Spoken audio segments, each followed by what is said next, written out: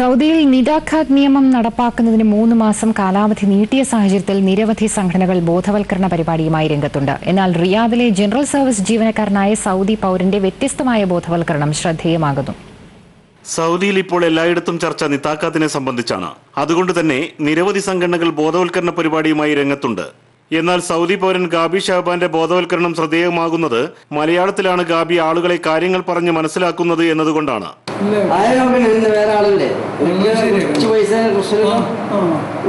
Saudi പൗരന്മാർക്കിടയിൽ Malayalam സംസാരിക്കുന്നവർ അപൂർവമായിരിക്കെ പൊതുസേവന രംഗത്ത് പ്രവർത്തിക്കുന്ന ഗാബി ഷഹബാനെ മലയാളികൾ ഒരു ആശ്രയമായി കാണുന്നത് സ്വാഭാവികം. അതുകൊണ്ട് തന്നെ 24 മണിക്കൂറും നിയമകാര്യങ്ങളിലുള്ള മലയാളികളുടെ അന്വേഷണങ്ങൾക്ക് താല്പര്യത്തോടെ മറുപടി നൽകാറുണ്ടെന്നും ഗാബി പറയുന്നു. കറക്റ്റ് സമയം അറിയില്ല. 3 മാസം ഇപ്പോ എല്ലാവരുടെ ശരിയാക്കണ്ടേ. ഇൻഷാല്ലാ ഇങ്ങനെ 3 മാസം ഇപ്പൊ അങ്ങനെ പ്രശ്നമില്ല.